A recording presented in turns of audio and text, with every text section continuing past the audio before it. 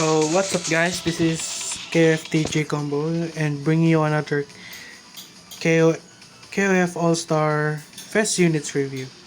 So without further ado, let's get into it. And if you haven't subscribed to my video, like and subscribe. And usually I reply to a lot of the comments, so might as well go to the comment section as well. And yeah, so today we're going to be reviewing the green colored FES units. So let's start with the recent addition to the roster. We have Lady Giz Howard. So Lady Giz Howard, I think, is a great PvP character, and all of that comes to his neutral core effects, which is she can deal additional damage equal to 250% of her attack upon landing a skill on a target with darkness. We'll get into that later. And she can be immune to damage for 2 seconds when attacked when her health is 50% or more, with a cooldown of 15 seconds. And decreases her damage received by 50% for 3 seconds when attacked if HP is 49% or less, with a cooldown of 17 seconds. It's a really powerful skill that she can be immune to damage. She can be quite tanky when she has half health, and her skills are awesome, with her first skill being applies darkness equals to 30% of attack for every 1 second. This is like a Psyche's abilities, but Psyche also apply slow attack speed and slow movement speed, and she has some interactions with her darkness, which we will be tackled later. Her second skill is gains super armor for 3 seconds, and she has a PvP exclusive skill of disabling the target's blast active skill for 4 seconds upon a successful skill.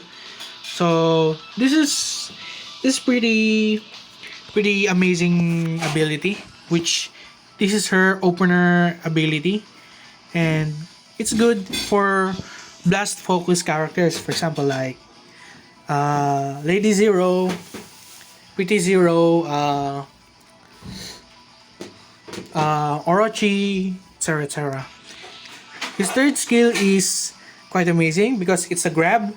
You can land it while the opponent is blocking, and she can also reset cooldowns for 50% chance to reset cooldowns when using his third skill.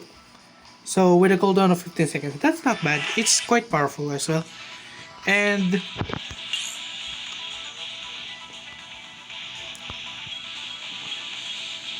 also, I forgot to mention that she also has a neutral PvP exclusive ability which stuns the attackers for 2 seconds when attacked while petrified. This is gonna be a great counter for characters that like to petrify enemies, for example like Lady Kim, Pretty Zero, Mukai. Of those characters, she can be a hard counter. So moving on, we have the green characters. Moving on, we have our beginner FES unit, which you can acquire at level 1. Orochi Shermie. Orochi Shermie is good at clearing PvP, PvE. I mean, because of her skills. Look at here. She can be immune to stun and decrease the enemy's attack by 4 seconds when using active skills, and decrease enemy's power by 4%. She can also remove attack, decrease debuff upon landing an ultimate move and stuns the target, and it can also stack depending on the attack decrease debuff. So if you have, for example, 5 stacks, that could be a long stun. So she is powerful in PvE. For example, like when clearing the Chizuru event, she is a must pick character. I mean, even in level 80, she can pretty much handle it all by herself. And also give her some cards, etc. But in PvP, she's not actually that bad as you might think, because again, her skills here, it drops lightning effect, kind of like Giz Howard, and she can also stun the enemies for 1.2 seconds. And yeah, And she also has another stun move, another blast skill. So she can be quite a zoner in the PvP, and also can deal shock damage. Shock damage a huge is a huge it's a huge effect on Chizuru event boss. She is very powerful in that event. Not only that, her third skill gives her super armor and disables the target's roll for 4 seconds. So yeah, amazing PvE character, and not a bad PvP character as well. The problem is she can be too sluggish to play, and yeah, she's too finicky. So next we have Nakaruru. Nakaruru, I don't know why people don't use Nakaru, because her core effects are kind of lackluster, and she has two DOT types, which is she has a burn and she also has a bleed type, and she a great character in PvE? I don't think so, because so many outshine her. And in PvP, kind of like the same thing. But she has pretty amazing skills. Look at this. Her first skill has the chance to ignore target's guard upon landing, and she can be immune to damage for 3 seconds. This is pretty amazing skill. Her second skill can be used while attacked, only if while standing, and increases critical hit by 20% for 5 seconds. So yeah, and then third skill has super armor and can deal burn damage. So all of her skills have burn damage, but her third skill is pretty much lackluster. Yeah, I mean, you cannot bleed. 70% chance. It's a chance. It's not a guaranteed when you land up on a basic attack. That's pretty underwhelming. Yeah, all I can say is she's pretty underwhelming. Not a bad character for PvP though. And next we have Orochi, Ultra Instinct Iori. Unlike the glass cannon Orochi Iori in Yellow FES Units review in my first video, go check it out please if you haven't. Unshackled Instinct Iori is the tank power depleting character. He's a great character in PvP in my opinion, because once again she can deal bleed damage equal to 33% of her defense to target every 1 second for 6 seconds upon landing an active skill, and he has a PvP exclusive skill of 50% chance to decrease the target's power by 45% and deal 2 times the remaining bleed damage and remove bleed status. So he's a bleed burst character, a DOT burst, but only on PvP. You may have find some uses of Unshackled Iori in the PvE content, for example like Immortal Victor. But what really shines him is that his power to deplete the power by 45%, the power gauge. 45% is huge, guys.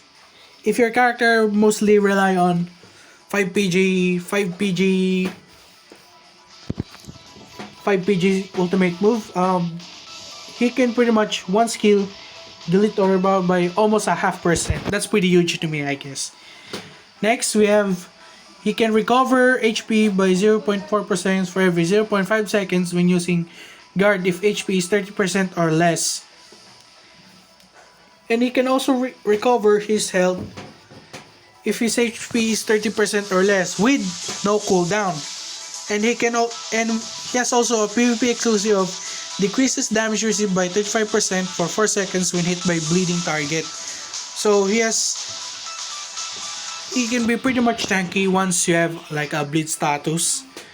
And yeah, overall a great character. And his skills.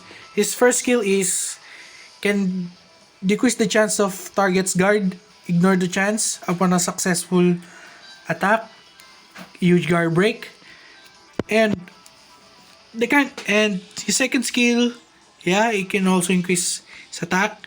And third skill, he can pretty much reset the cooldowns of his ability with a cooldown of 15 seconds. And he also gains super armor. I mean, again, he's a great PvP character but not amazing. Why? First, he has no damage immunity because, yeah, but he compensates enough for his tankiness. Second, he's pretty sluggish and the range of his skill are quite limited, but don't be fooled because his range is still reasonable enough. And yeah, and he can also deplete your PG gauge. It's all about PG gauge depletion and bleed burst on Iori PvP. So next we have, speaking of tankiness, we have Elizabeth. Elizabeth is kind of like a tank in the PvP. She can be quite tanky in the PvP. With her first skill, she can increase attack by 5% for 5 seconds for each attack, and she also has PvP exclusive of decrease damage received by 70% upon receiving an ultimate move when HP is 49% or less. So when she's half health, the damage on your ultimate ability can be pretty much be negligible. She can pretty much recover it. Also, she has also recover skill that recovers her max HP by 2.4% for every 3 seconds and decreases damage received by 30% if HP is 50% or more. So even if she has 50% HP or higher, she can pretty much tank everything you hit her.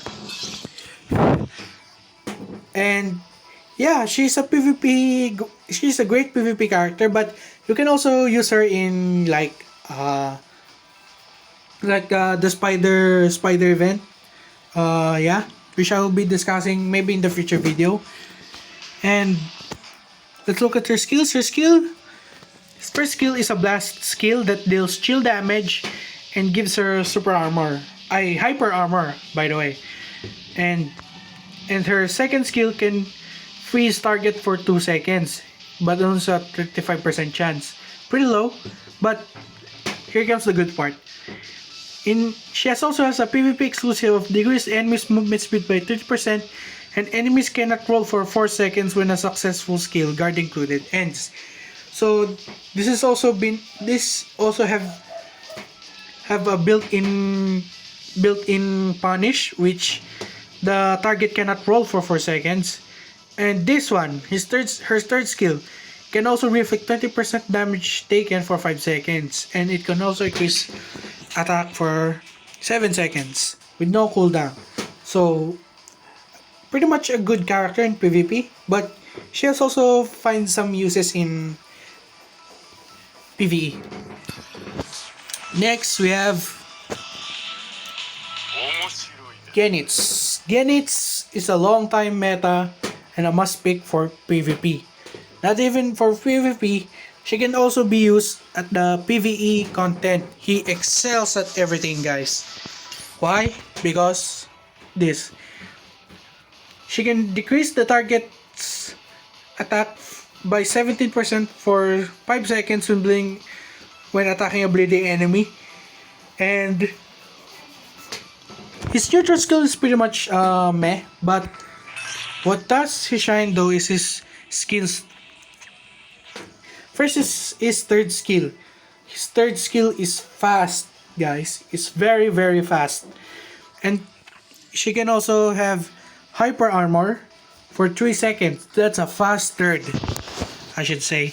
And first skill, it disables the target's roll for 3 seconds upon a successful attack or guard. Can also increase its critical rate. And it's a blast skill. You can pretty much combo like third, first, and then second. And second is his first skill, not too crazy, but overall he excels at PvP. He's one of the most banned characters in the PvP, and yeah, overall a very very amazing character in the PvP and PvE. And last we have Edelhide. Edelhide is a great character for PvP, but he can be used in such events, for example like Immortal Victor. Overall, he's a great character. That's and his neutral skills is pretty interesting because it decreases the target's HP recovery and power charge rate by 80% for 5 seconds upon landing an active skill as a critical hit. This can be a pretty huge skill because it decreases the power charge rate. So for like example, the characters who gain PG fast, they could be countered by this skill, but it has a caveat.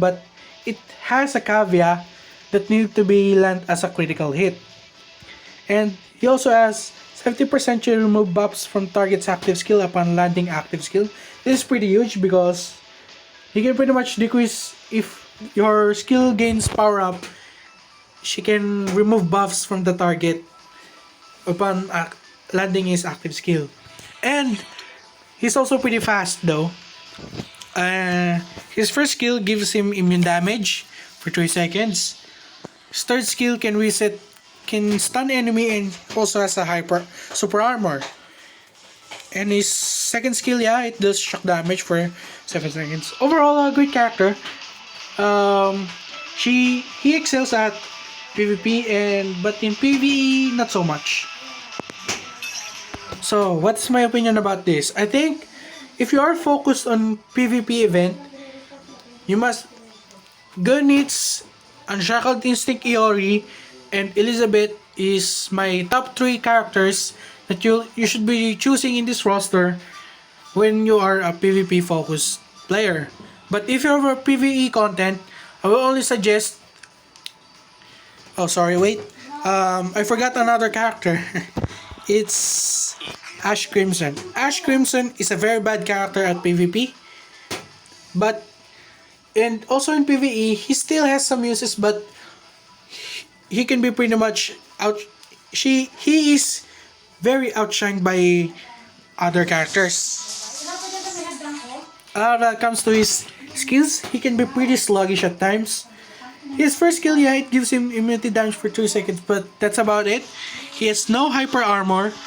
He can only recover HP, but there are many characters that can counter his HP recovery, so that's bad for him. Once Ash Crimson is a meta together with Mokai.